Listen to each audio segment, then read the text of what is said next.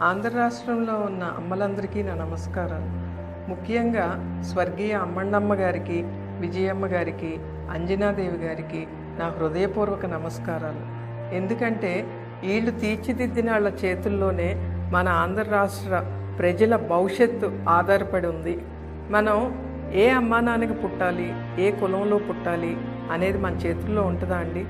పుట్టాక ఎవరితో ఫ్రెండ్షిప్ చేయాలి, ఎవరిని పెళ్లి చేసుకోవాలి అనేది మన ఇష్టం మీద ఆధారపడి ఉంటుంది.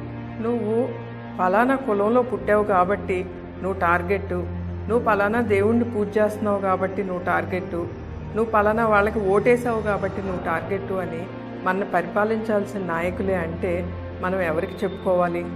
మనల్ని మన దేశ సరిహద్దుల్లో కాపాడటానికి మన ఇండియన్ ఆర్మీ ఉంది. మనల్ని మన రాష్ట్రంలో బిడ్డల్లాగా చూసుకోవటానికి మనని పరిపాలించే నాయకులు ఉన్నారని ప్రజలు హాయిగా ధీమాగా బతకాలి కదా. అలా ఉన్నప్పుడు ఏ పార్టీ అధికారంలో ఉన్నా, ఏ నాయకుడు ముఖ్యమంత్రి అయినా ప్రజలకు వచ్చే కష్టం నష్టం ఏముంటుంది? 2 years ముందు వరకు ముగ్గురే మనుషులున్న చిన్న ప్రపంచం నాది. నేను శ్రీదేవి తొట్టెంపూడి, నా భర్త హర్షవర్ధన్ ప్రసాద్. ఆయనకి 18 సంవత్సరాల వయసు ఉన్నప్పుడు స్టీల్ ప్లాంట్ కన్స్ట్రక్షన్తో బిజినెస్ స్టార్ట్ చేసి విశాఖపట్నంలో ఉన్న అన్ని కంపెనీస్లో ఆయన కాంట్రాక్ట్స్ చేశారు. మా అమ్మ నాకు జన్మనిస్తే స్టీల్ ప్లాంట్ బతకటం నేర్పించింది అని ఆయనకి స్టీల్ ప్లాంట్ అంటే చాలా ఇష్టం. ఆయనకి చైల్డ్హుడ్ డ్రీమ్ ఒక రెస్టారెంట్ పెట్టాలి అనేది. ఇన్ని సంవత్సరాలు చేస్తున్న బిజినెస్ని ఆపేసి సంపాదించిందంతా కొత్త బిజినెస్లో పెట్టి ఒక రెస్టారెంట్ స్టార్ట్ చేశారు.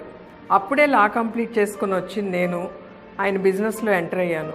మాకు ఒక్కటే కూతురు, ఐఐటి ఢిల్లీ టాపర్.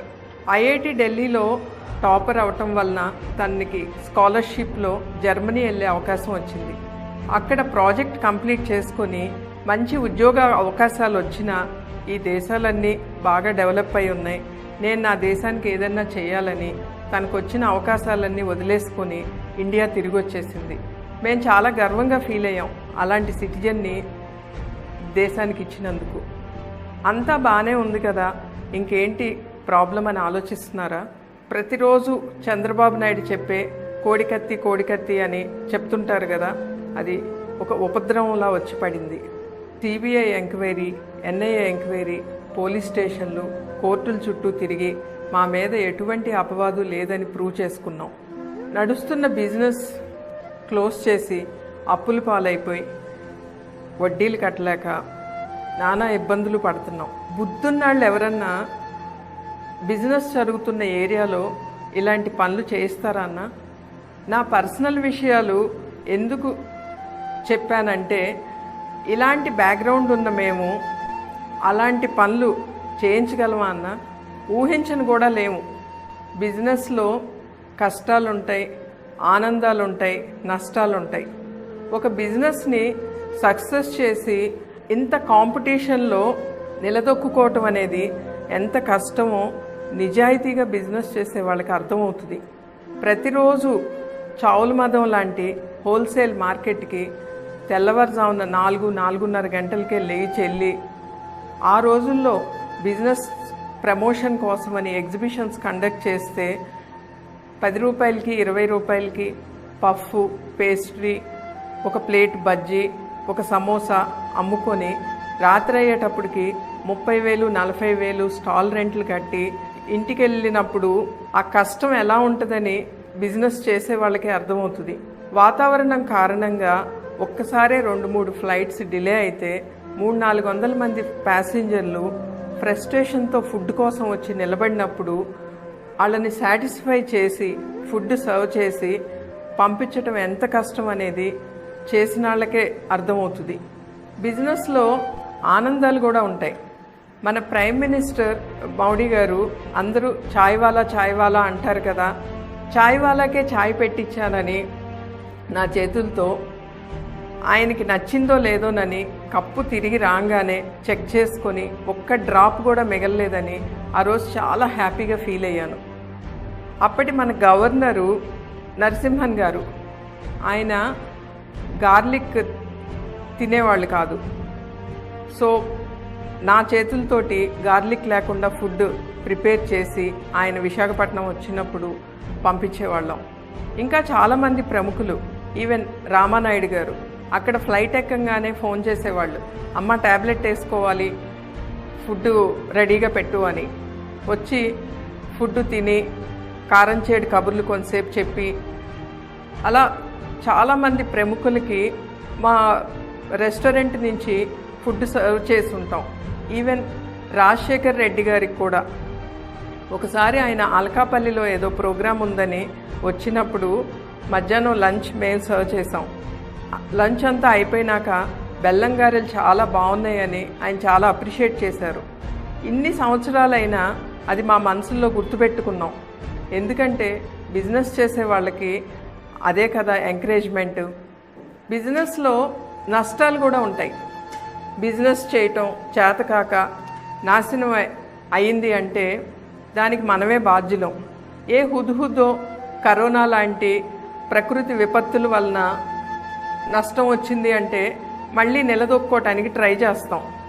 పని కట్టుకొని మనల్ని కాపాడాల్సిన ప్రభుత్వమే వచ్చి జరుగుతున్న బిజినెస్ని క్లోజ్ చేసి పైశాచిక ఆనందం పొందినప్పుడు దాన్ని ఎలా తీసుకోవాలో కూడా మాకు అర్థం కాలేదు, ఎలా రియాక్ట్ అవ్వాలో కూడా మాకు అర్థం కాలేదు. మాతో పాటు ఎన్ని కుటుంబాలు రోడ్డు మీదకి వచ్చాయన్నా ఈ అనవసరమైన కక్ష సాధింపు చర్యలు ఎందుకు? హర్ష గారికి ఒక పార్టీ అంటే ఇష్టం ఉండటం, ఆ పార్టీని స్థాపించిన మనుషులంటే ఇష్టం ఉండటమే దీనికి కారణమా? మీకు ఒక న్యూస్ పేపరు, ఒక ఛానలు ఉంది కదా అని మీ ఇష్టం వచ్చినట్టు తప్పుడు ప్రచారాలు చేయటం తప్పు కదన్నా.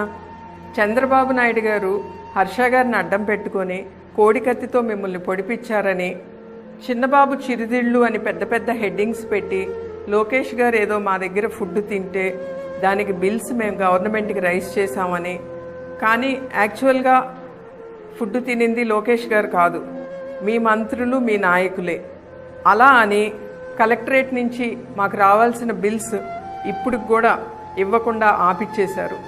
మా ఇంటి బిడ్డకు ఫుడ్ పెడితే మేము బిల్లు ఎందుకు రైజ్ చేస్తామన్నా? హర్ష గారు ఏదో లిక్కర్ సిండికేట్ అని, లిక్కర్ డాన్ అని, ఎవరికో బినామీలని ఎంత అబద్ధ ప్రచారాలు చేశారంటే మీ ఛానల్స్లో, పేపర్స్లో. నా బిడ్డే వచ్చి అడిగింది ఒకరోజు వాళ్ళ నాన్నని, ఏంటి ఈ బిజినెస్లన్నీ నువ్వు చేస్తున్నావా నాన్న అని. అలా తనే అడిగింది అంటే అవన్నీ చూసి సామాన్యమైన ప్రజలు ఎంత నమ్ముంటారు ఈ మాటలు, ఇవన్నీ మీరు చేసిన పబ్లిసిటీ అంతా. నేను నమ్ముకున్న బాబా సాక్షిగా చెప్తున్నా, ఇవన్నీ పచ్చి అబద్ధాలు. మొత్తం మీ ఎమ్మెల్యేలు, మినిస్టర్లు, ప్రభుత్వ సలహాదారులు అందరూ కలిపి ఒక 500 మంది ఉంటారా అన్న? 5 కోట్ల మంది జనాభాని 5 సంవత్సరాల నుంచి మీరు 500 మంది ఎంత ఆంధ్ర రాష్ట్ర ప్రజల జీవితాలతో ఆడుకున్నారంటే, సింహాసనం ఎక్కించటం తెలిసిన మాకు దించటం తెలియదంటారా? ఒక్కసారి నమ్మి మోసపోయాం, ఇంకొకసారి నమ్మొద్దు. కోడికత్తి పెట్టి పొడిచారనో, గులకరాయితో కొట్టారనో ఈ ఎమోషనల్ డ్రామాల్ని నమ్మకండి. నడుస్తున్న బిజినెస్ సడన్గా క్లోజ్ చేస్తే ఎక్కడో ఉద్యోగం చేసుకుంటున్న ఒక మహిళగా చెప్తున్నా, విజ్ఞతతో ఆలోచించి ఓటేయండి. అమ్మలందరూ మీ బిడ్డల భవిష్యత్తుకి ఓటేయండి. మీ భర్తల ఆరోగ్యాలు దృష్టిలో పెట్టుకొని ఓటేయండి. ఉద్యోగాలు లేక డ్రగ్స్కి బానిసలవుతున్న యువతని ఆలోచించి ఓటేయండి. మన రాష్ట్రానికి కూడా రాజధాని కోసం ఓటేయండి. మన రైతుల భూములకి నీటి కోసం ఓటేయండి.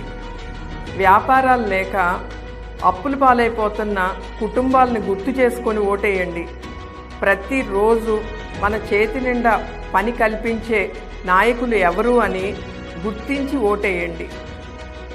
మీకు తెలియకపోతే చదువుకున్న మీ పిల్లల్ని అడిగి తెలుసుకొని ఓటేయండి.